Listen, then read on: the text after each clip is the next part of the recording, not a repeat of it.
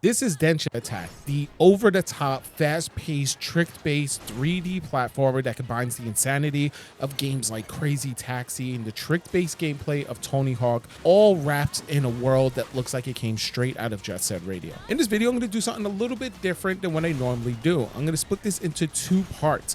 The first half is going to cover the gameplay performance and what you can expect while playing on the Xbox Ally X. The second half is going to be my review and overall thoughts of the game. I'll start with the settings before jumping into gameplay. If you're only interested in the gameplay footage, feel free to go ahead and skip this part. If you're here for the review, you could definitely go ahead and jump to the timestamp on the screen. As always, if you're new to the channel and you haven't already, consider subscribing if you like gameplay and performance tests like this. Like the video and let's get into it. So for the entirety of this video, I'm going to be running this at full screen 1920 by 1080, resolution scale at 100% with VSync on, and then the frame rate limit cap, I do recommend you go ahead and put this at 60. I had it at 120, however, my capture card does cap out at 60. Quality, everything is set to high. You could definitely set this to best, which is the max, and you'll get around 30 to 35 FPS at 17 watts. On top of that, I will be using 17 watts performance mode throughout this entire video as well. At the 17 watts performance mode, the game held an almost locked 60 FPS throughout the entirety of my gameplay. There were a few minor frame drops here and there, but nothing that affected the gameplay whatsoever. I also didn't run into any graphical bugs or glitches. I never fell through the map. I never got stuck in an environment or noticed any texture popping in or out. Everything worked exactly as it should. Honestly, when it comes to performance, there really isn't much to say. It runs exceptionally well on the Xbox Ally X, and I highly recommend you go ahead and check it out for yourself. Truthfully, if you wanted to, you can actually go ahead and bump the resolution down and even play this at 13 watts if you wanted to. If you're limited on battery or you're out and just want to maximize the most battery, definitely go ahead and drop it down to 900p, maybe put it at medium settings, and you could probably most likely run it at 13 watts and still get that 60 FPS. You really don't have to go any higher with the graphical quality. As you see here, it looks phenomenal as is, so having it at that high setting is definitely where you're going to want to be. And as you can see here, it's basically just running at 60 FPS the entire time. With the performance out of the way, how is the game itself? Well, it's like pure nostalgia for anybody who grew up during the Dreamcast era. And if you didn't, this is pretty much what games felt like. It's that insanity of games like Sonic Adventure, the frantic energy of Crazy Taxi, the trick system of Tony Hawk, and the colorful art style of Jet Set Radio Future, all blended together for something that feels fresh while still being incredibly familiar. On top of that, the soundtrack is absolutely fantastic. Every track perfectly complements each other, and the music just keeps the momentum going even from the beginning to the end. Now, one thing I really do appreciate is that the game constantly introduces new mechanics, but not in a way that's like frustrating or just overwhelming. The first chapter teaches you the basics like grinding, trick stomps, and movements and whatnot.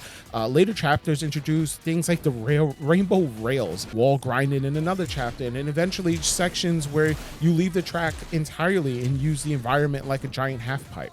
It just introduces new things to constantly keep it fresh and entertaining. One of my favorite missions is actually the one you're watching right now. I've replayed it multiple times trying to get all 3 gold medals, and I still quite can't hit that score requirement. It's definitely a skill issue, or I'm clearly missing some type of combo route somewhere, but that's exactly what keeps pulling me back in.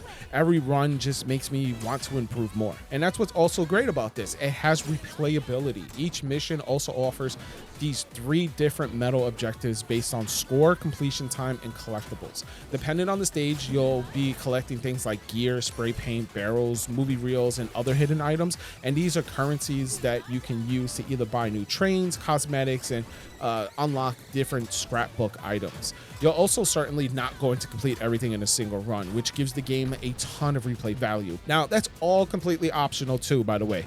You don't have to get perfect scores or every collectible or to progress through the game.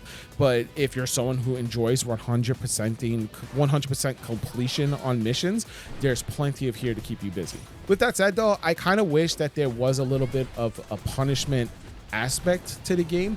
You can crash as many times as you want, you can run the clock as long as you want, and you really don't have to try hard in order to beat the mission. Eventually you will beat the mission unless you get stuck in the same spot over and over again, but I kind of wish there was like a fail mechanic. If you didn't score enough points, or if you didn't do it within a certain time, or you didn't do something, maybe you'll fail the mission and you'll have to restart from the beginning. But ultimately you can just brute force through each mission and eventually finish it. Or you could be that person that wants to do the 100% completionist and get the high score and get all 3 gold medals. Honestly, for $20, I think this is an easy recommendation, and if you're interested at all, I highly suggest you go ahead and give it a shot.